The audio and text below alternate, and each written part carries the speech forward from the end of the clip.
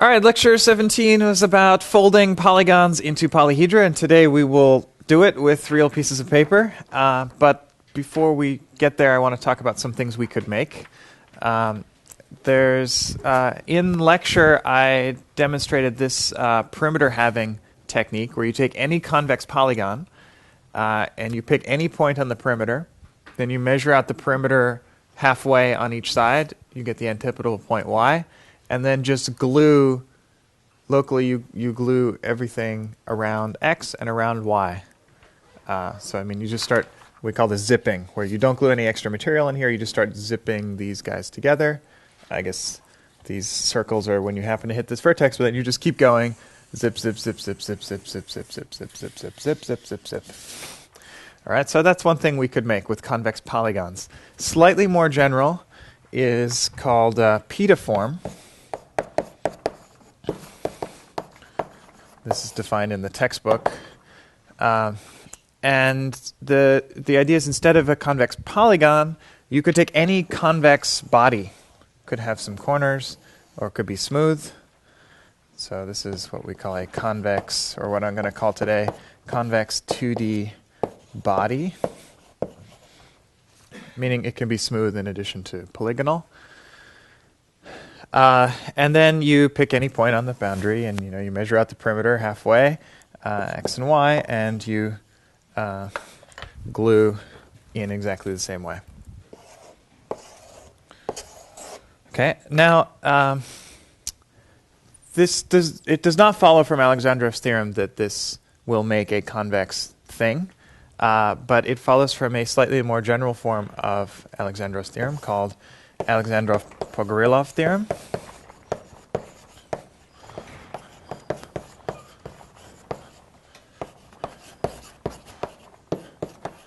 So Pogrilov was a student of Alexandrov, and he edited some things that Alexandrov wrote, but then also Pogrilov wrote his own papers and proved some stronger versions of Alexandrov's theorem that hold for smooth bodies, not just polygonal folding. So Alexandrov's theorem, you recall, if you have a convex polyhedral metric homeomorphic to a sphere, then it's realized by a unique convex polyhedron. So the Pogorilov's extension is that if you have everything except the polyhedral part, so if you have a convex metric homeomorphic to a sphere, so topologically it's a sphere, but we omit the polyhedral part. So polyhedral was that you have finitely many vertices. Now I can have, in some sense, I have infinitely many vertices. Just a little bit of, infinitesimal curvature at every point here. Then it's realized by a unique convex 3D body. So, same concept of a convex object. I should say this is really the surface of. So a convex body, I should probably define that. Convex body is one where you take any 2 points and you draw the straight line and you stay within the body for the entire straight line. So that's convex. You take any 2 points, like this one and this one, draw a line between them, you stay inside. So here we have the body is the piece of paper we're gluing up. Here we have a 3D body, but then we just look at the surface of it, the boundary, and that's going to be the surface we make. So convexity, technically that surface is not convex, it's the interior that's convex, because you can draw lines through it and you stay inside. Okay, so this is exactly the same thing, but instead of polyhedron here, we have body, because we didn't have finitely many vertices. And I'm not going to prove this theorem, but existence is basically the same proof. You just take a limit. So you can polygonalize with lots of little edges here, add little points, and take the limit as that approximation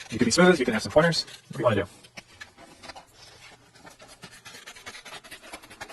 Just always turn left.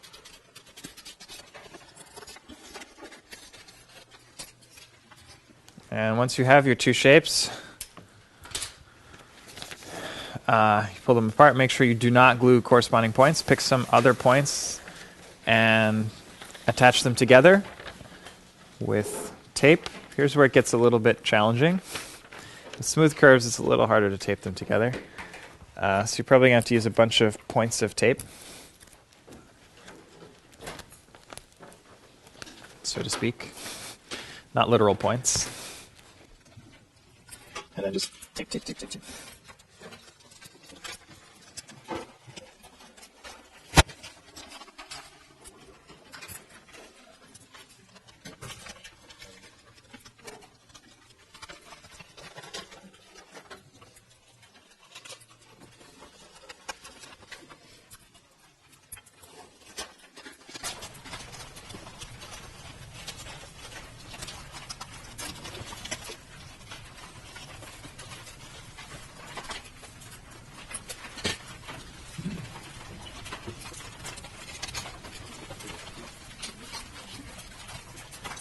Before you get all the way, you want to make sure you can still pop it open to be convex.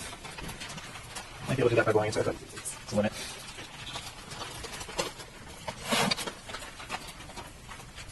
I'll give you some scissors.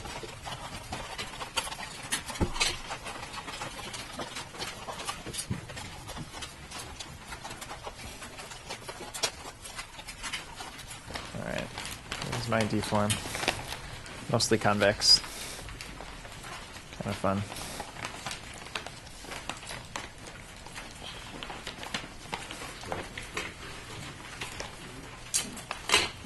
So a funny thing you'll notice about deforms, if you made yours smooth, so if you don't have any kinks on the outer boundary, then this surface looks smooth, which is kind of nice.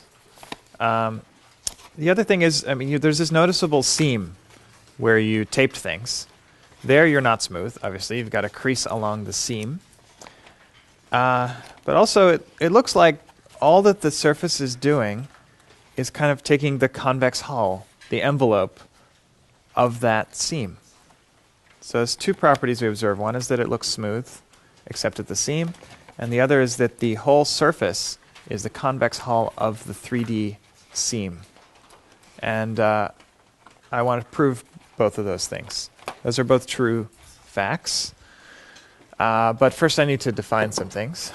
So we're going to prove that deforms are smooth and other good things. This is a paper that was originally a class project in this class, I think, in 2007. Sounds about right. Submitted during class, it looks like, or just after semester, with Greg Price. Deforms have no spurious creases.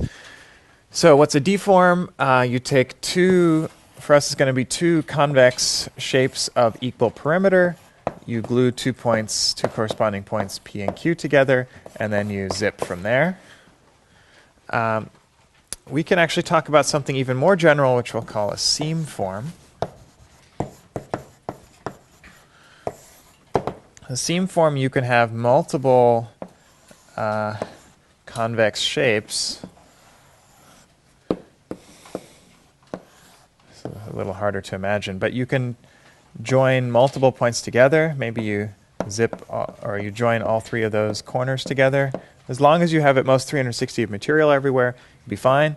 Maybe do some zipping. I'm not going to try to figure out exactly how this gluing pattern works, but you find a gluing pattern where you don't violate anything. So it looks like if I do this one, I better have these guys also a little bit sharp so that they don't add up to too much angle there. So these 3 points would also join together. This would be like 3 petals in a like a seed pod or something. You know, like those leaves that wrap around little fruits or something. I won't try to draw it, but I guess I will try to draw it. Something like this. So that's a thing. This could even fold, not exactly a sphere, but something like a sphere.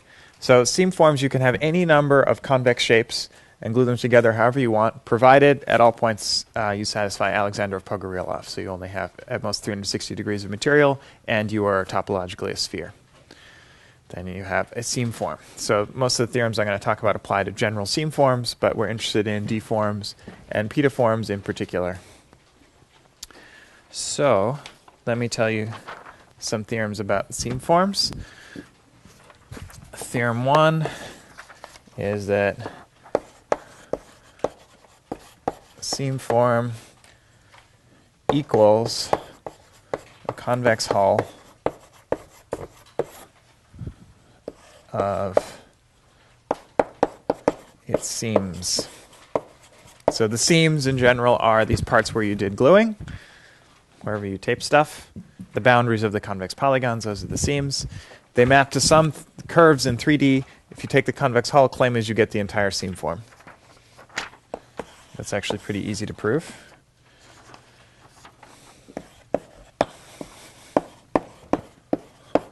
Then the second claim is there aren't many creases, other than the seams, of course. The seams are usually going to be creased. And these creases are going to be line segments. And not just any line segments, but their endpoints are pretty special.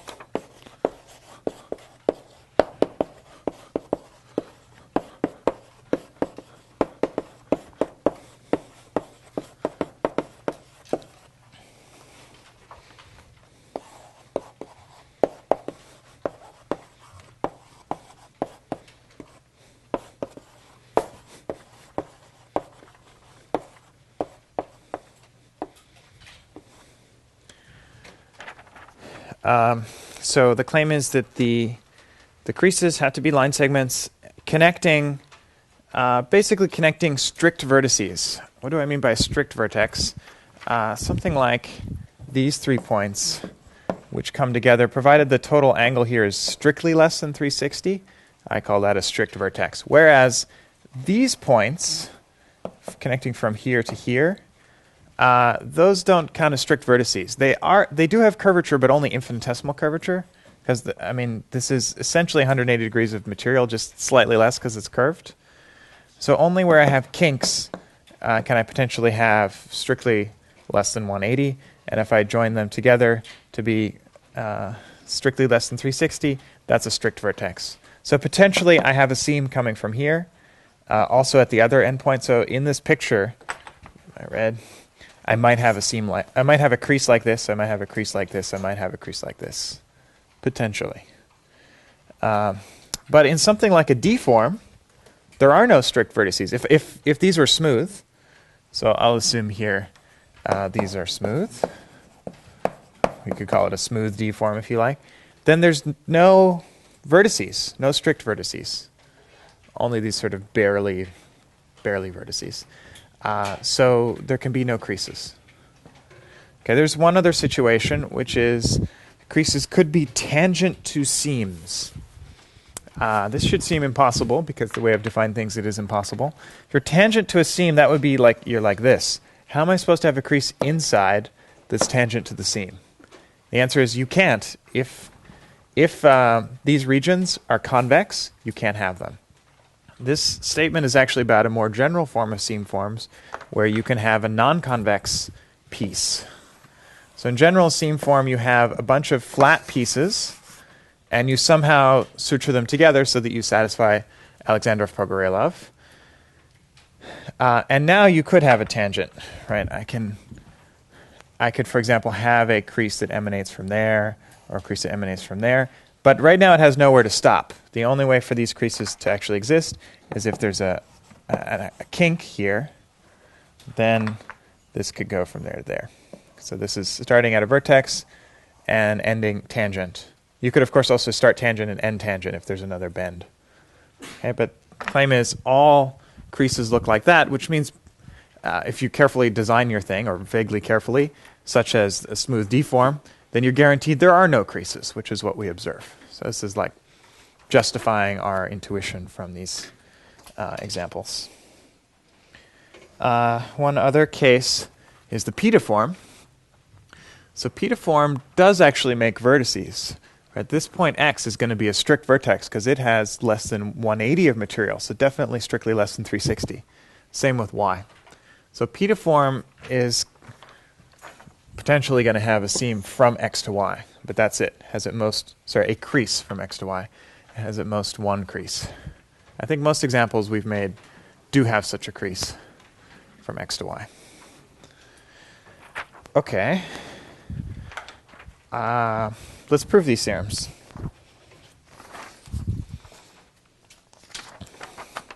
Or at least sketch the proofs. Don't want to get too technical here.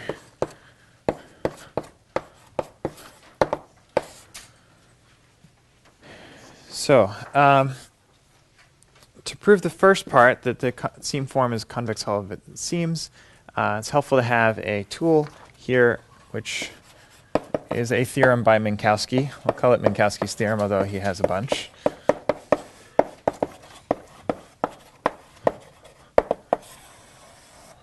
Or Minkowski.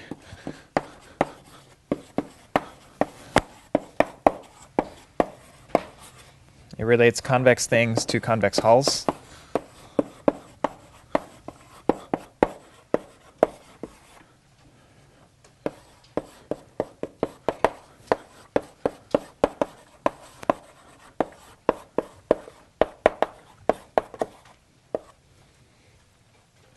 It says any convex body is the convex hull of its extreme points. What are extreme points? Extreme points are points on the surface where you can touch just that point with a tangent plane. So if you think of polyhedra, these are vertices of the polyhedra, but I want to handle things that are smooth, so they might not really have any vertices. In general, I have some convex body. If I can draw, imagine this is in 2 dimensions. If I can draw a tangent plane that just touches at a single point, then I call that point extreme. Let's look at an example here. Here I believe every seam point is going to be an extreme point because I can put a tangent plane, it just touches at that point. Okay, what am I distinguishing from? Well, for example, this point, this surface is developable, we know it's ruled. So there's a straight line here, you can see it in the shadow, in the silhouette. If I said, is this point extreme? I try to put a tangent plane on. The only way to get a tangent plane is to include this entire line. So it's impossible to just hit this point, or any point along that line. In fact, every interior point, I claim, you cannot just hit that point. You've got to hit an entire line. Whereas at the seam, I can do it. I can angle between this and this. There's a tangent plane, because this is curving, that only hits at one point. If I had a straight segment, then the endpoints of the straight segment of the seam would be extreme, but the points in the middle of the segment would not be extreme. Okay, so that's the meaning of extreme. And we're going to use this because I claim that these interior points can never be extreme. So it could only be the seam points that are extreme, and therefore we are the convex hull of the seam points, because we are the convex hull of the extreme points. Okay, how do we argue that? So I claim an extreme point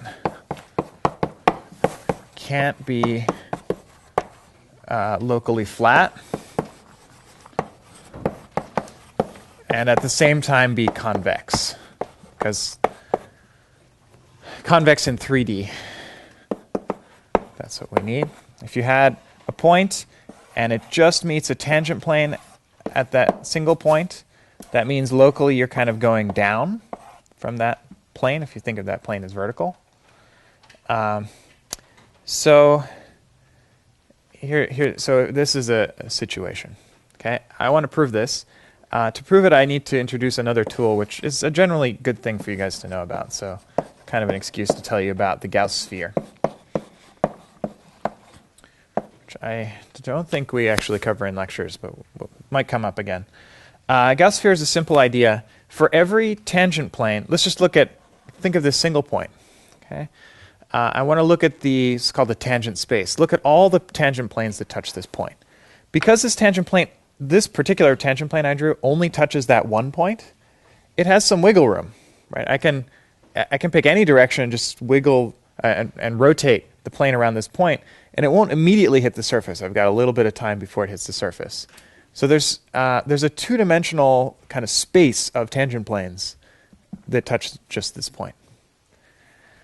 Because there's at least one, I have some wiggle room. So I want to draw that space, and a clean way to draw the space is for every such plane to draw a normal vector perpendicular to the plane, take the direction of that normal vector, and draw it on a sphere, say a unit sphere. So this is a sphere.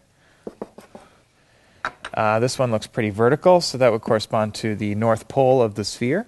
So that direction becomes a point on the sphere. Think of it as this vector from the center of the sphere to the north pole. Okay, but we'll just draw it as a point. And because I've got a two-dimensional space of maneuverability or rotatability of this plane, I'm going to get some region, which maybe I should draw like this, of the sphere. Those are all the possible tangent directions to, normal vectors of tangent planes at that point. So this is called the Gauss Map, where you map all of these normals to the Gauss sphere, which the Gauss sphere is just a unit sphere. Fun fact, the area of that thing, which is the map of all the tangent normal directions, equals the curvature at that point. You may recall at some point curvature is actually Gaussian curvature, so that's why Gauss is all over the place here. Now, because I claim this is a two-dimensional space, this thing will have positive area. Therefore, this point, that vertex, has positive curvature on the surface. And yet, it was supposed to be in the middle of one of these flat shapes. That's supposed to have zero curvature. Contradiction. Okay? Or stated more positively, if I have a point that is an extreme point, it's only touched by one of these planes, I have this flexibility, therefore I get area, therefore it is not locally flat. So it must be a seam point. Could be one like this where I'm barely non-flat, but I am non-flat. There's kind of infinitesimal curvature here.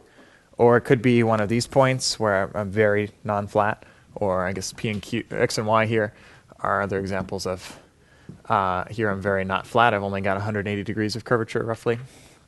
So it's got to be one of those if you're going to be an extreme point. Therefore, all the extreme points are seam points. Therefore, convex hull of the extreme points is the convex hull of the seams, and that is your seam form. Okay, so that's part one. It's pretty easy.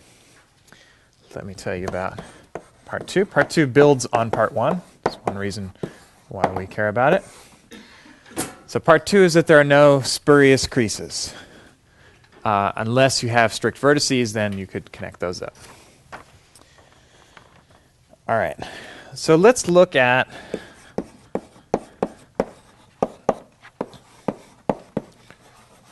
a locally flat crease point.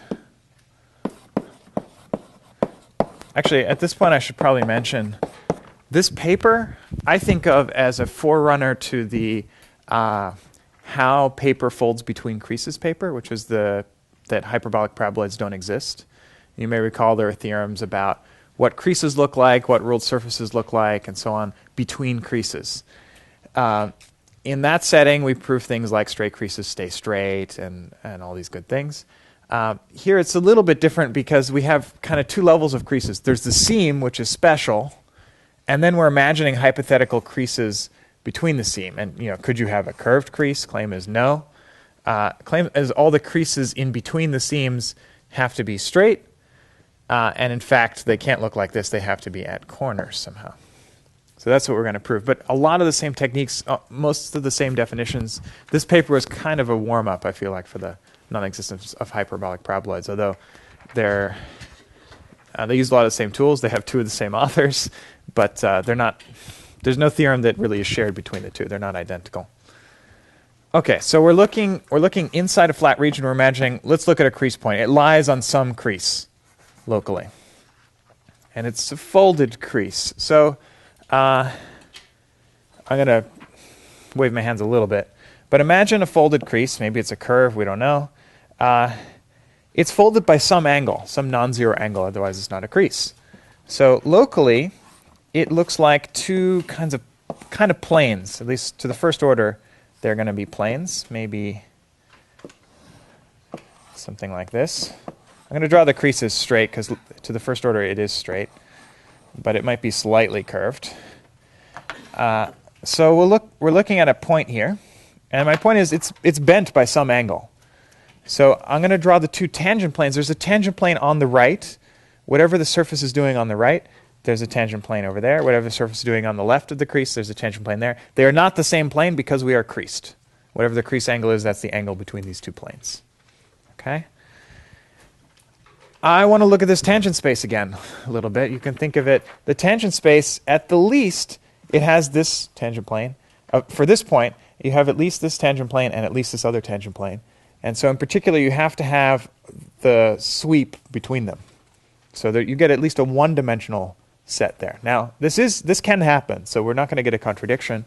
We're not going to suddenly discover there's a two-dimensional area and get that it wasn't flat. But at least we've got a one-dimensional arc.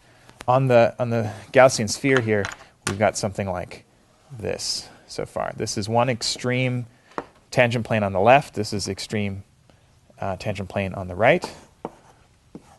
These 2 points correspond to those two. And then we've got the arc of, you can sweep the tangent plane around and still stay outside the surface. Okay. Well, that's interesting. It's interesting because all of those tangent planes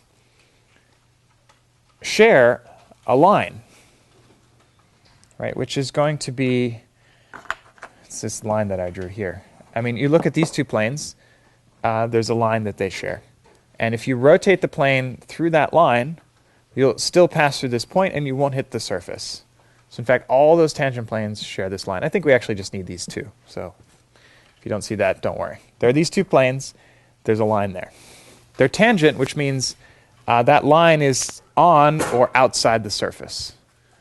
Because tangent planes don't hit the surface. I mean, they touch the surface barely, but they don't go interior. Okay, so what?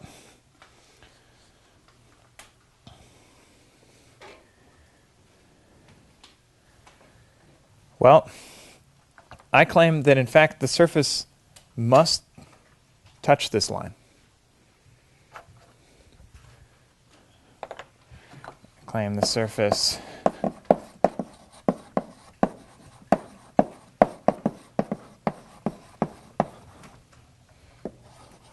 at least locally, it's got to follow along that intersection line.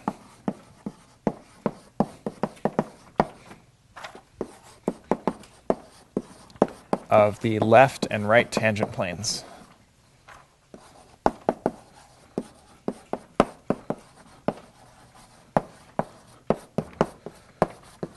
Why? It comes down to this Gaussian sphere thing. We know that the surface lies inside these two planes. There's this wedge here, and the surface must be below. We also know the surface comes and touches it at this point. Could it, from here, kind of dip down away from this line? I claim no. If it dipped down, then there'd be a third tangent plane, which would be, the tangent plane could follow and dip down as well. And then we've got not just a one-dimensional arc, but we're actually going to get a whole triangle in the Gauss sphere. And once you have a whole triangle, that means you weren't flat. You have positive curvature. So we're looking at a locally flat crease point somewhere in the middle of one of these polygons. So in fact, you can't afford to dip down because then you'd have at least a little bit of curvature there. Because you have zero curvature, you've got to stay straight.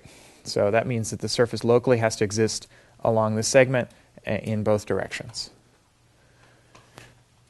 Until something happens. Now, we assumed that our point was locally flat and a crease point.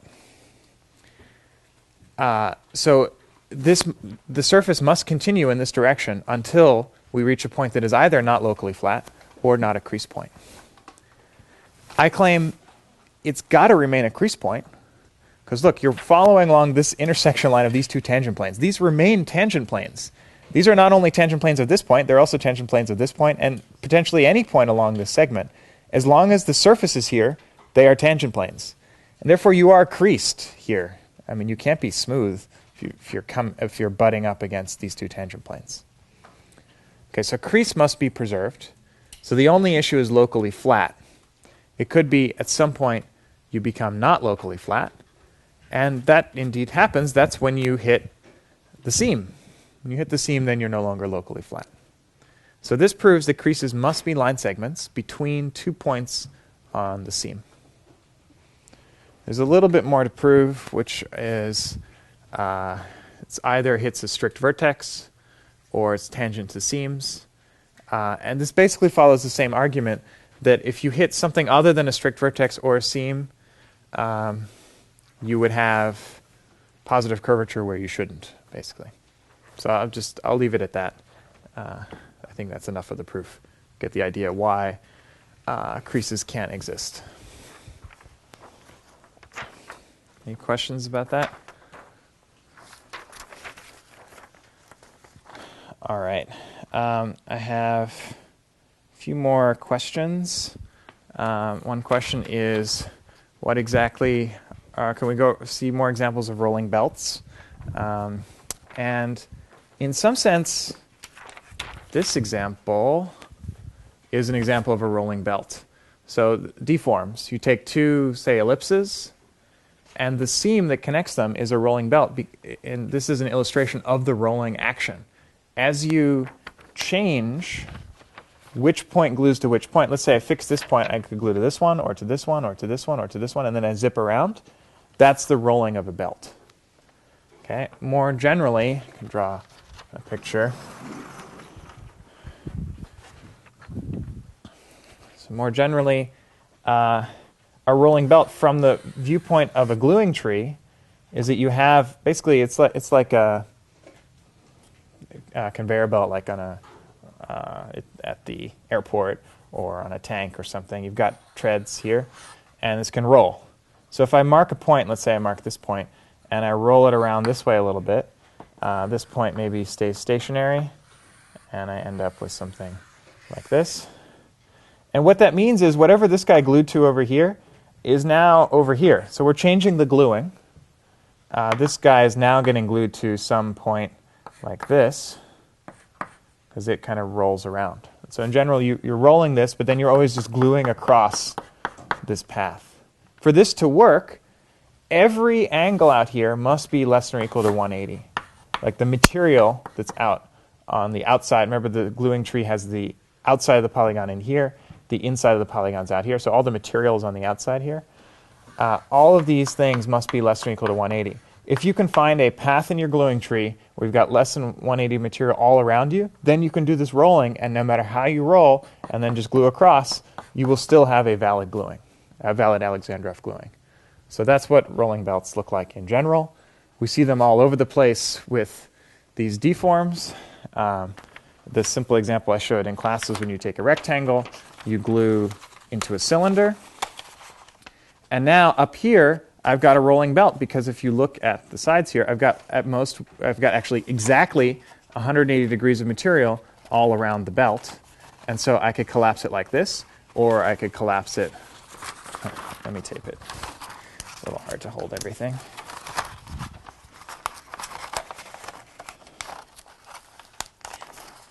So I could, if you look at this belt, I could collapse it like this, or I could roll it a little bit and collapse it like that, or I could roll it a little bit, collapse it like that, roll it a little more, collapse it like that. All of these are valid gluings because they're always gluing 180 to 180. And that's what rolling belts are. Okay, here's, not worry about that.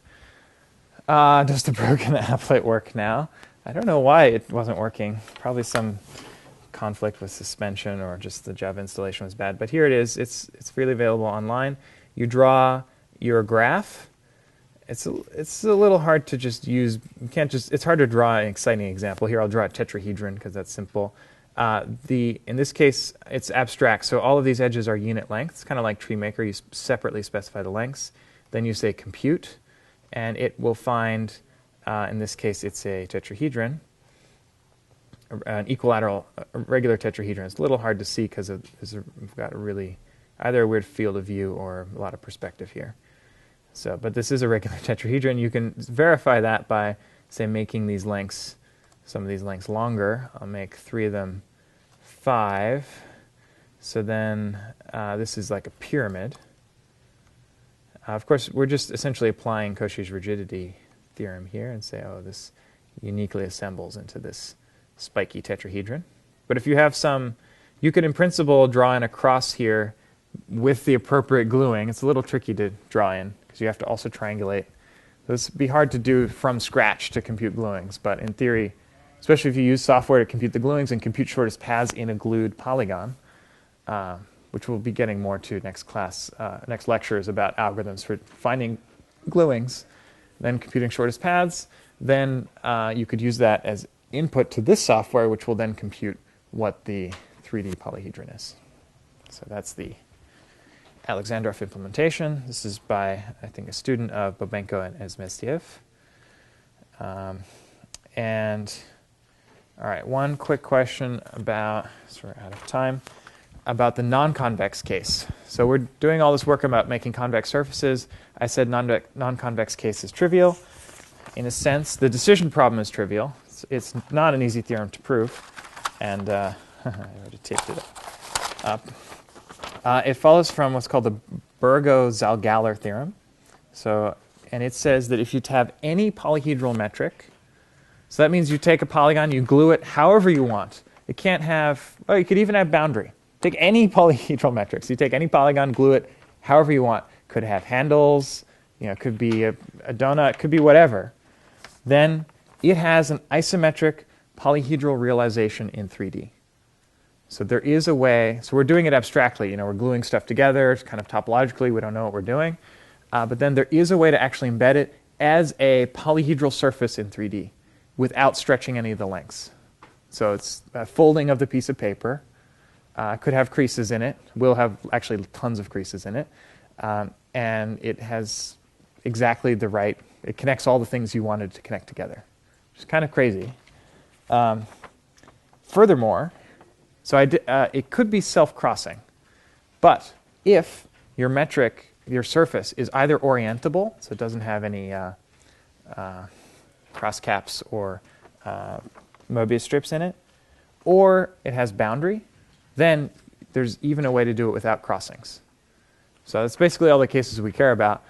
You could glue this together into a sphere, or into a disk, or into a torus, or two-handled torus, or whatever. No matter what you do, there is a way to embed it in 3D as a presumably non-convex, very creased surface. This is a hard theorem to prove.